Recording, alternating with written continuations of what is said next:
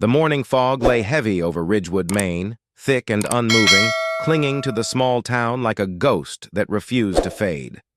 It softened the edges of the world, blurring street signs, muffling sound, turning even the most familiar sights into something otherworldly. For most of Ridgewood, it was just another quiet morning. Shopkeepers wiped condensation from their windows, preparing for the slow trickle of early customers. The scent of freshly brewed coffee drifted from Millie's diner, where the usual group of retirees sat nursing their cups, trading stories they had told 1,000 times before. A mailman whistled softly as he walked his route, his boots tapping rhythmically against the pavement. Then they emerged from the mist. At first, they were just shifting shadows in the fog, moving with an eerie synchronization, 6 sleek bodies cutting through the dense air, silent and deliberate. Then, as they came into clearer view, gasps rippled through the few early risers who happened to witness them. 6 massive Rottweilers. Each one was powerful, muscled, their dark coats glistening with the morning dew, their deep-set eyes focused forward with a singular intensity. Their movements were precise, controlled, not the reckless energy of untrained dogs, nor the rigid discipline of military canines, but something in between, something unnatural in its grace. And in the center of them walked a child. She was small, almost fragile-looking compared to the beasts flanking her. No more than 7 years old, her frame was delicate, her shoulders slightly hunched against the cold. Her hair, long and ink-dark, spilled in unkempt waves from beneath the hood of a scarlet-red coat, a stark contrast to the muted tones of the fog. The hem of her coat brushed against her knees as she walked, her boots barely making a sound on the damp pavement. But it was her eyes that unsettled those who saw her. They were too dark, too empty. She didn't look around, didn't acknowledge the figures that had stopped in their tracks to stare at her. She simply walked, her fingers twitching in barely perceptible movements, tiny, subtle signals that the Rottweilers instantly obeyed. No leashes, no collars, no commands. And yet, the dogs moved as if bound to her will. A woman at the cafe window let out a strangled breath, clutching her coffee mug so tightly her knuckles turned white. A teenage boy, midway through tying his shoe, froze, his fingers going slack as he stared. A father standing outside the pharmacy instinctively pulled his son closer, his grip tightening on the child's shoulder.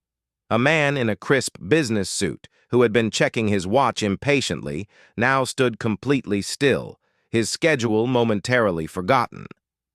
The town, which had been humming with the quiet normalcy of an early morning, fell into a sudden, eerie silence. A feeling settled in the air, one that none of them could quite name. Awe, fear, uncertainty. No one spoke, no one dared to move. And from the bay window of her grand Victorian house on the corner of Main Street, Catherine "Cat" Mitchell watched it all. Her fingers gripped the curtain, twisting the fabric as she leaned forward, her sharp, weathered eyes narrowing. She had lived in this town for over 5 decades.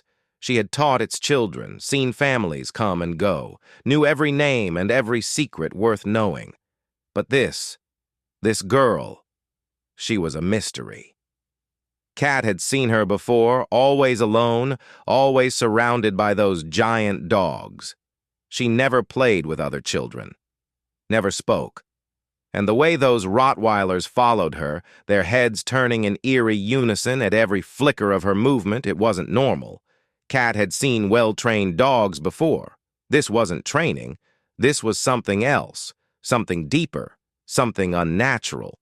Her lips pressed into a thin line. No child controls animals like that.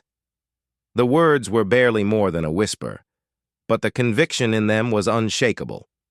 As the girl passed beneath the street lamp in front of her house, the light above flickered, just for a moment. Cat's breath hitched. Something cold slithered down her spine, settling in her bones like a warning she didn't understand. She turned from the window, swallowing the unease that had crept into her chest. This wasn't the first time she had seen the girl. But today, something felt different. The air was heavier. The way the townspeople stared, their expressions shifting between fascination and fear, sent a chill through her bones. The girl and her pack continued down the street, oblivious to the hushed whispers that followed them. Some admired her, some feared her, but no one, not a single soul, could look away.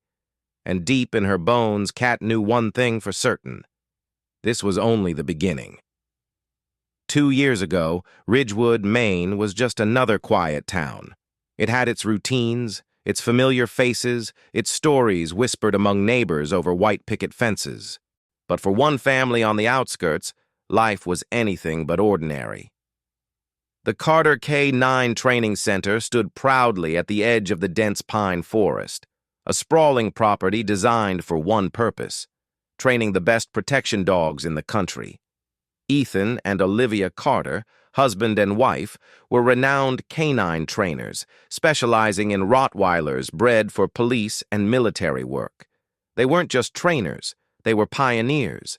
They had developed a unique system of hand signals that allowed for nearly silent communication between handler and dog, a technique so precise that their dogs could respond to commands without a single word spoken. And in the middle of it all was Lucy. She wasn't just their daughter. She was a part of the pack. From the moment she could walk, Lucy had toddled between the massive paws of Titan, Rex, Luna, Ghost, Bella, and Duke, the 6 finest Rottweilers the Carters had ever trained. Most parents would have been terrified to let a child so young near such powerful dogs, but for Ethan and Olivia, there was never a second thought. These weren't just animals. They were family. Lucy grew up not just knowing them, but understanding them in a way that baffled even the most seasoned trainers. By the time she was 5, she could gesture to Titan with a flick of her fingers, and he would obey without hesitation. She could tell which of them was tired, which was anxious, which needed space. She learned their language, the subtle shifts in their posture, the twitch of an ear, the tension in their shoulders, things most adults wouldn't notice. She played with them, trained with them, even slept curled up next to Titan, her tiny hand resting on his thick fur as if drawing warmth from the bond they shared. To Lucy, they were more than dogs. They were her brothers and sisters. But then, one night, everything changed. The fire came without warning. One moment, Lucy was asleep in her bed. The next, she was coughing, eyes burning, lungs seizing as thick black smoke filled her room. The world around her was ablaze, flames devouring the wooden walls, licking up the beams of the ceiling like hungry beasts. Somewhere in the chaos, she heard her mother screaming her name. Her father's voice, deep, commanding, barking orders over the roar of the flames. But she couldn't move. Terror rooted her to the spot, her small body frozen, eyes wide as she watched the fire consume the only home she had ever known. And then, Titan appeared. His massive body burst through the doorway, eyes wild but focused. He lunged forward, teeth clamping gently onto the sleeve of her nightgown, yanking her toward the floor. Somewhere in the distance, wood cracked and splintered, a beam giving way, crashing down with a deafening roar. Titan pulled her through the thick smoke, his instincts razor-sharp, his training taking over. By the time Lucy felt the sting of the cold night air, she was outside, lying in the wet grass, coughing so hard she thought her chest might break apart. The fire raged behind her, a monstrous inferno, the heat unbearable even from where she lay. She heard sirens, people shouting, saw dark figures moving toward her. But none of it made sense. None of it felt real. And then she saw them, her parents, silhouetted against the flames, trapped. Lucy opened her mouth to scream, to call out for them. But no sound came. Nothing. Just silence. A silence that would follow her for 2 years. By the time the fire was finally extinguished, the Carter K-9 Training Center was gone. And so were Ethan and Olivia Carter. Everything Lucy had ever known, everything she had ever loved, had been reduced to ash, except for 6 figures standing beside her in the smoke-filled dawn. Titan, Rex, Luna, Ghost, Bella, and Duke. Somehow they had survived. They were supposed to be inside the training kennels, but the blast from the fire had knocked their gate open, and their instincts had led them straight to Lucy. She didn't know how she got there, but when the sun rose over the wreckage, she was sitting among them, curled into Titan's side, her tiny fingers gripping his fur like it was the only thing keeping her tethered to the world. She didn't cry. She didn't scream. She just stared at the ruins of her home, at the smoldering skeleton of her past life. And she did not speak another word. Doctors said it was selective mutism, a trauma response. They tried therapy. They tried coaxing her with toys, with books, with gentle voices telling her it was okay to talk. But Lucy never responded, because talking meant remembering, and remembering meant pain. But the dogs, they understood. She didn't need words with them. A flick of her wrist, a shift of her posture, they read her like an open book. She could still communicate, still be heard. So she withdrew from people entirely. When strangers tried to touch her, she flinched. When adults spoke to her, she simply looked away. But with Titan and the others, she was never alone. They surrounded her, shielded her, became the only world she trusted. In the months that followed, she was sent to live with her grandparents, who tried their best to help her adjust. But Ridgewood was not the training center, and the world beyond it did not understand her. They didn't understand why a child should be allowed to walk alone with 6 enormous Rottweilers. They didn't understand why she refused to let them be separated from her. They didn't understand why she didn't speak. And most of all, they didn't understand the way the dogs moved around her, the way they responded to the tiniest flicker of her fingers, obeying orders that no one else could hear. She was a ghost among them. A silent girl, shadowed by 6 creatures of raw power and unwavering loyalty. And in a town where silence could mean secrets, and where fear was so often mistaken for danger, Lucy Carter and her Rottweilers were about to become the center of a storm no one saw coming. The nightmares always came the same way. Thick, suffocating smoke. Flames roaring like hungry beasts. The crackling of wood as the world collapsed around her. The unbearable heat pressing against her skin, making it hard to breathe. And then, a scream. Her mother's voice, distant and desperate. "Lucy, run!" But Lucy never ran.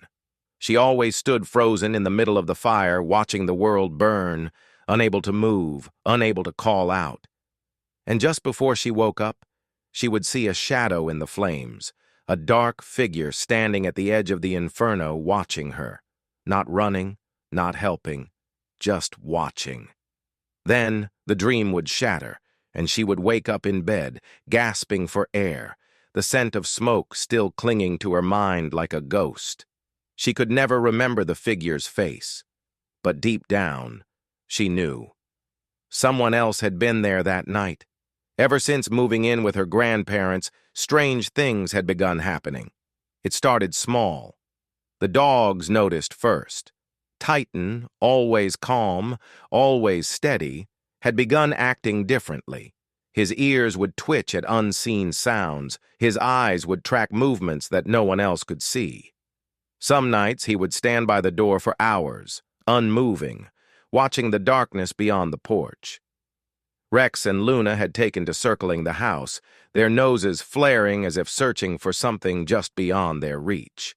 Ghost, the most alert of them all, had begun growling at empty corners, his body tense with unease. Then there were the footprints. One morning, as Lucy sat on the porch steps watching the sun rise, she saw them. A trail of muddy footprints leading up to the window of her bedroom. They were too big to be hers, too fresh to have been made the day before. And they didn't lead away. Whoever had stood outside her window the night before had left their mark, but never walked back. Lucy tried to ignore the feeling that had begun to grow inside her, the uneasy whisper in the back of her mind that something wasn't right. But then came the fabric. She had been walking with the dogs near the tree line behind her grandparents' house, Titan leading as usual when he suddenly stopped. His ears pricked forward, his muscles tensed beneath his thick coat. Lucy followed his gaze. A few feet ahead, caught on a broken tree branch, was a scrap of fabric. At first, it looked like nothing, just a torn piece of cloth, darkened and stiff. But when Lucy stepped closer, the smell hit her. Smoke. The cloth had been burned. She reached out hesitantly, fingers brushing against the charred edges. It felt old, like it had been left there for a long time. Titan let out a low growl, stepping between her and the fabric, his body rigid with tension. Lucy didn't understand why, but an icy feeling settled in her chest. Someone had stood there watching her home, and they had come from the fire. Her grandparents tried to explain it away. Probably just a hiker passing through, her grandfather had said, though his expression was uneasy. This town gets its fair share of wanderers. But Lucy knew better, because it kept happening. Some nights, when she lay awake staring at the ceiling, she would see the porch light flicker, just once, for no reason. It was always late, when the house was quiet, and the world outside had settled into the deep stillness of night. And sometimes, if she listened hard enough, she thought she heard footsteps, not loud, not hurried, just waiting. Lucy wasn't the only one who noticed. From her place behind the bay window of her Victorian house, Catherine "Cat" Mitchell watched everything. She had seen Lucy's morning walks, the way the girl moved with the dogs as though they were part of her. She had seen the way people whispered when Lucy passed by, how they crossed the street when they saw the massive Rottweilers at her side. And she had seen something else, the way Titan's head would snap toward the shadows between the buildings, the way Lucy would pause mid-step, her fingers twitching ever so slightly before continuing on. She didn't know what it was yet, but she felt it. Something was wrong. Cat had lived in Ridgewood long enough to know that trouble didn't always come with flashing lights and loud warnings. Sometimes it came quietly, slipping through the cracks, hiding in the spaces where no one thought to look. And if no one else was paying attention, then she would. Because whatever it was, whatever secret Lucy Carter was hiding or running from, it wasn't finished with her yet. The first time Lucy met Richard Langley, she didn't feel afraid. He came to the house one evening just before sunset, his warm smile framed by a neatly trimmed beard, his kind eyes crinkling at the edges as he greeted her grandparents with a firm handshake. He was polite, well-spoken, and had the easy charm of a family friend who had known them for years. "It's been too long," he said, placing a comforting hand on Grandpa Carter's shoulder. "I should have come sooner." Lucy sat quietly on the porch steps, Titan pressed against her side. She didn't speak, but she didn't need to. She could tell the dogs didn't like him. They weren't aggressive, just watchful, too still, too focused. Titan's ears twitched as Langley spoke, his golden brown eyes never leaving the man's face. Rex let out a low, rumbling breath. Luna's tail stiffened ever so slightly, but Langley never flinched. Instead, he laughed, reaching down as if to pat Titan's head, only to stop just short, as though he had suddenly thought better of it. "Impressive animals," he said, turning to Grandpa Carter. "You don't see many folks handling Rottweilers like this anymore. Ethan always did have a way with dogs." Grandpa Carter smiled faintly, nodding. That he did. Lucy felt a tightening in her chest at the mention of her father's name, but she said nothing. She simply watched. Because something about Richard Langley felt wrong. Langley slipped into their lives effortlessly. He visited often, always at the perfect time, when Grandma Carter needed help lifting a heavy box, when Grandpa Carter's old truck wouldn't start, when a storm knocked out the electricity and left them fumbling for flashlights. He never asked for anything. He never overstayed his welcome. And yet, somehow, he was always there, and people liked him. The neighbors waved when they saw him fixing the Carter's fence. The grocery clerk smiled when he paid for Grandma Carter's medicine when she forgot her wallet. The town trusted him. But Lucy knew better. So did the dogs. Titan wouldn't take food from Langley's hand. Ghost avoided him entirely. Rex wouldn't turn his back on him. And the more Lucy watched, the more she noticed the small things, the way Langley's smile never quite reached his eyes, the way he asked just a little too much about her, how she was sleeping, how often she went out alone, what time she usually took the dogs on their walk. He made no mistakes, no slip-ups. He was too careful, too perfect, like a man with something to hide. It started subtly. One afternoon, Titan nearly broke his leg. Lucy had been walking him near the creek when he suddenly yelped. His paw caught in a rusted animal trap buried beneath the leaves. A trap that shouldn't have been there. Then came the attack report. The town newspaper ran a small article claiming a large black dog had attacked a man near the post office. No one had seen it happen. There was no video, no proof, only the word of the victim, who described a dog that looked eerily similar to Titan. A week later, a little boy screamed at the sight of Lucy's dogs, running to his mother, claiming one of them had chased him. But Lucy had been there. She had seen the boy trip on his own feet, seen him fall before a single dog had even moved. But no one listened. No one cared what Lucy had to say, because she didn't speak. And Langley? He was there, comforting the neighbors, offering to look into it, telling Grandma Carter maybe it's time to consider that Lucy might be safer without the dogs. Lucy's world came crashing down the day Child Protective Services knocked on their door. A woman in a gray blazer stood on the porch, her expression unreadable as she introduced herself. "We've received some concerns about Lucy's living situation," she said carefully. "We just want to make sure she's safe." Safe. That word made Lucy's blood turn cold.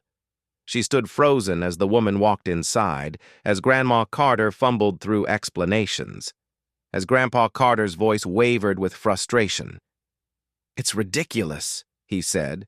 "Those dogs saved her life. She's safer with them than without them." The woman smiled, a practiced, professional smile.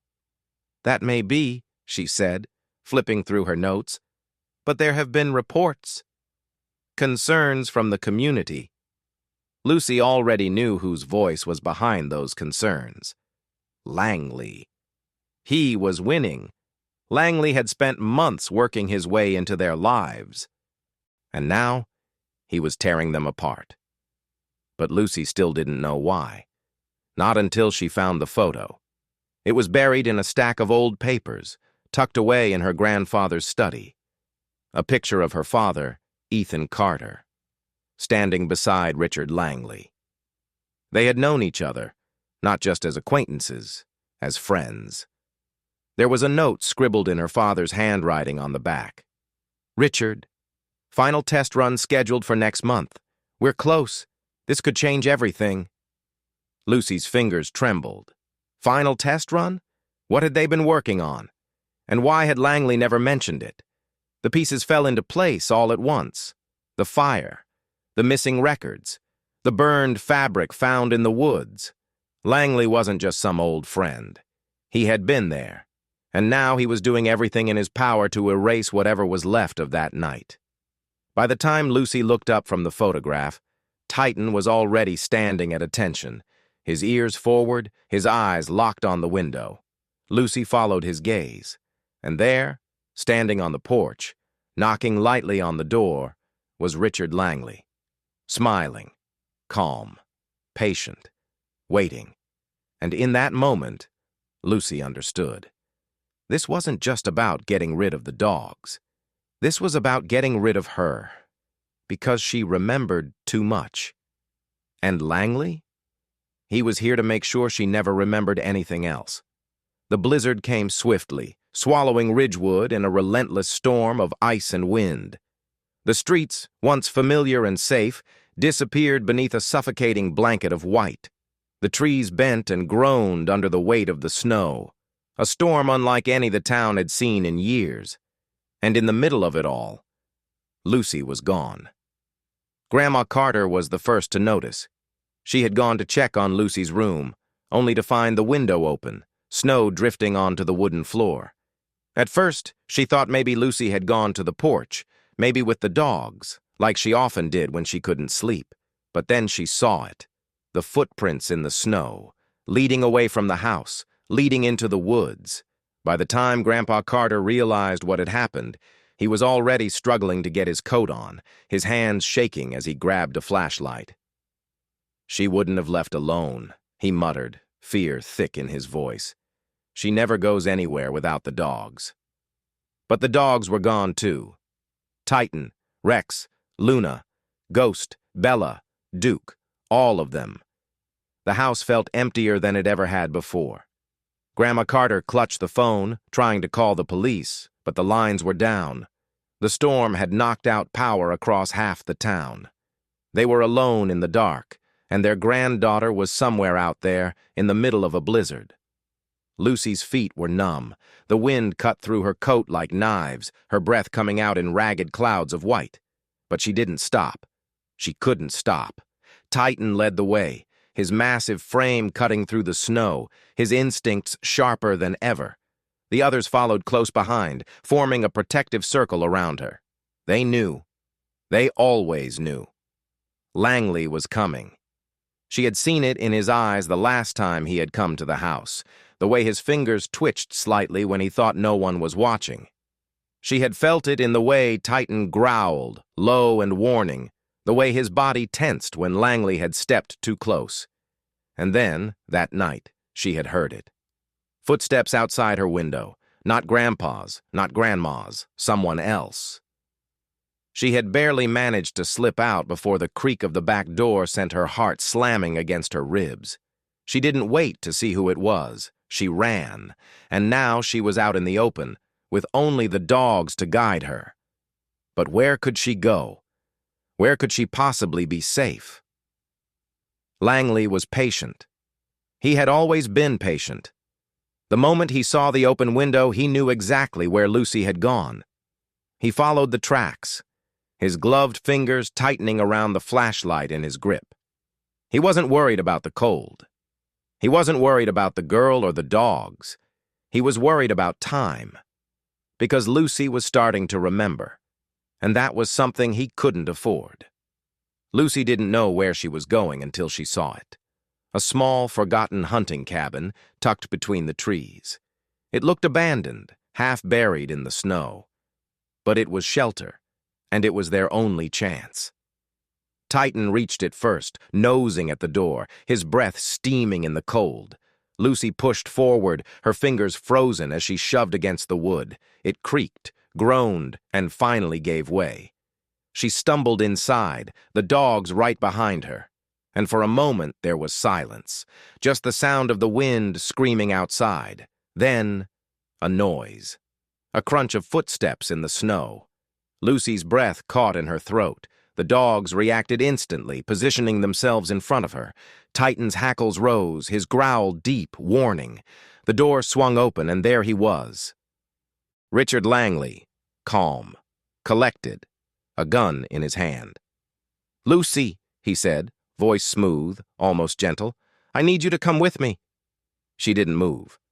Titan let out a snarl, stepping forward. Langley sighed, shaking his head. "That dog is starting to be a real problem." His finger tightened on the trigger. A single shot rang out. Titan yelped. Lucy screamed. The bullet grazed Titan's side, but it was enough to make him stumble, and then Langley moved. Fast. Too fast. He lunged forward, grabbing Lucy's wrist. "You don't understand, kid," he hissed, his breath hot against her ear. "I'm trying to help you." She struggled, kicked, but he was too strong. The dogs lunged, but Langley was smart. He turned, using Lucy as a human shield, keeping her between himself and the snapping jaws. Titan, bleeding, tried to stand, his legs shaking beneath him. Lucy's heart pounded. She couldn't let this happen. She couldn't lose them. Not again. And then she screamed. Not a whisper, not a breath, not a sound swallowed by fear. A real scream, one that tore through her throat, raw and desperate. "Help!" It ripped through the storm, piercing the night. The dogs reacted instantly, lunging again, this time without hesitation.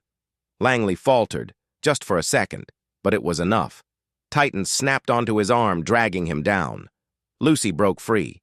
The next thing she knew, footsteps were rushing toward her, not Langley's, but someone else's.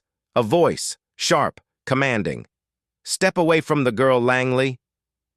Catherine Mitchell stood at the cabin's entrance, a shotgun in her hands. Langley froze. Catherine took a slow step forward, her eyes dark and furious. "I knew you were hiding something," she said, voice like steel. "I just didn't know how deep it went." Langley's mouth curled into a bitter smile. "You have no idea what you're interfering with." "Don't I?" she said, cocking the gun. For the first time that night, Langley hesitated, and then sirens filled the night.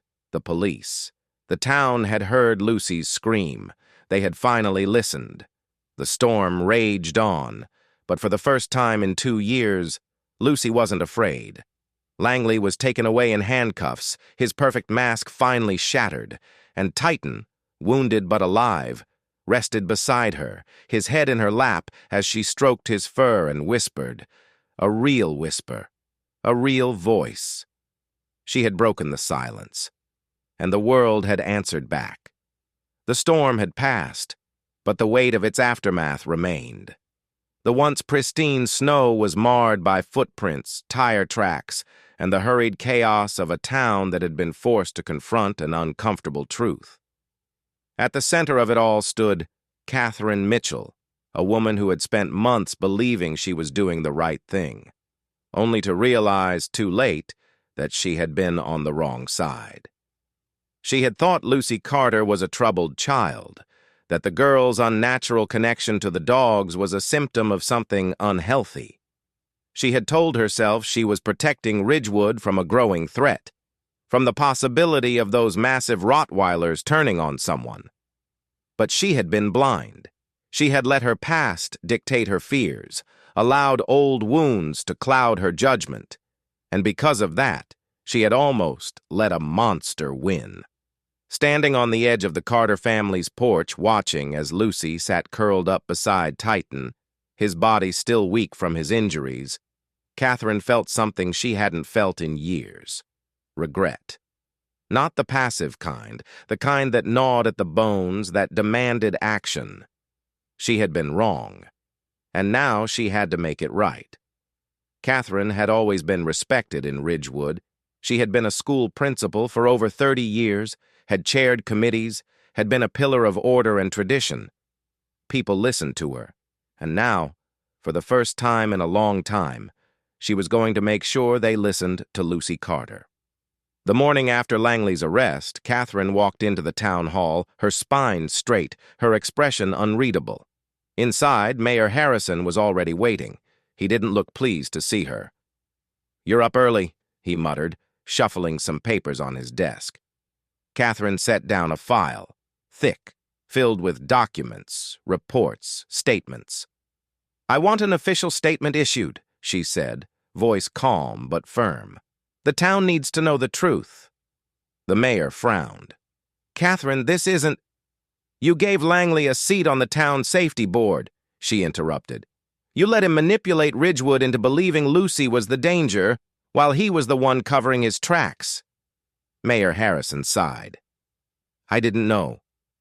"No," Catherine agreed, eyes sharp as steel. "You didn't, because neither did I. But now we do." She pushed the file toward him. "That man almost got away with it," she continued.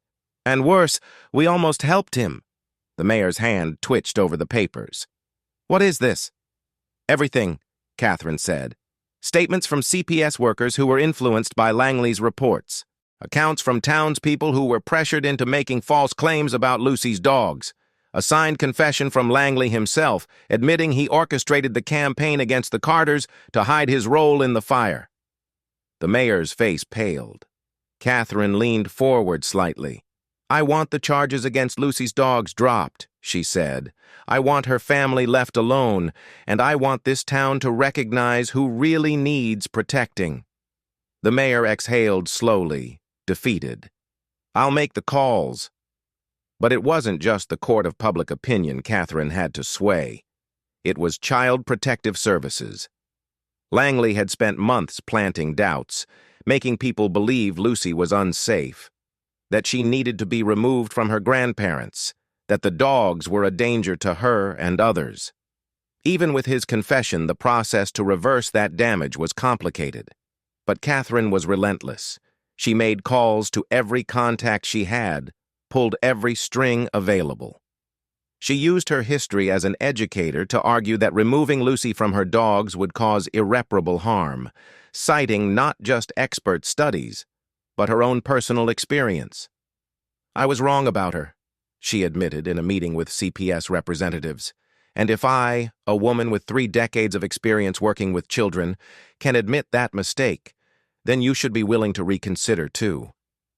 It took days of legal battles, public pressure, and media attention. But finally, the decision came down. Lucy would stay with her grandparents. Her dogs would remain by her side. And Catherine? For the first time in her life, she felt light, as though she had been carrying a weight for years and only now had the strength to let it go. But there was one last thing left to do. Langley's arrest had answered some questions, but not all of them. Catherine needed to know why the fire had been set in the first place, why Ethan and Olivia Carter had died that night. She returned to the ashes of Carter K-9 Training Center, where the charred remains of the old buildings still stood untouched since that terrible night. And there, buried beneath the rubble, she found it, a metal lockbox. It had been half-melted, its edges blackened by fire. Inside, documents, photographs, handwritten notes, all pointing to one undeniable truth. Ethan and Olivia had discovered something Langley hadn't wanted anyone to know, something he was willing to kill for. But now, it was too late for him. The truth was out, and Catherine would make sure the world saw it. Days passed. The town slowly returned to normal. But for Catherine Mitchell, nothing would ever be the same. She wasn't just a woman behind closed curtains anymore. She wasn't a skeptic watching from the sidelines. She was a protector now. The next time she saw Lucy, the girl was walking through town with her head held high. The dogs moved at her side, not as shadows, not as threats, but as family. And when Lucy turned, her eyes meeting Catherine's for the first time in a long time, there was no fear in them anymore. There was trust. And that, Catherine realized, was the only second chance she had ever needed. The winter snow had melted, giving way to the fresh scent of earth and pine that filled the air. Spring had arrived in Ridgewood, bringing with it a sense of renewal, not just for the town, but for Lucy Carter. Titan lay stretched out beside her, his massive body relaxed but ever watchful. His wound had healed, leaving only a faint scar hidden beneath his thick black fur. He had survived. They all had. Lucy still walked with her 6 loyal Rottweilers through town every morning. But things were different now. People no longer whispered in fear. Instead, they greeted her. They saw her, not as a strange, silent child surrounded by shadows, but as a girl who had fought for her family and won. And now, she was ready to help others do the same. The therapy center smelled like warm vanilla and freshly brewed tea. The walls were painted in calming shades of blue and green, designed to make the children feel safe. Lucy sat in the corner of the room, Titan beside her, waiting. A small boy sat on the opposite side, his knees pulled to his chest, his head bowed, his hands clenched tightly around the sleeves of his sweater. He was just like her once, a child trapped in silence. The therapist had told her that he hadn't spoken in 2 years, not since the night his world had changed forever. Lucy didn't speak right away. Instead, she reached down, running her fingers through Titan's fur.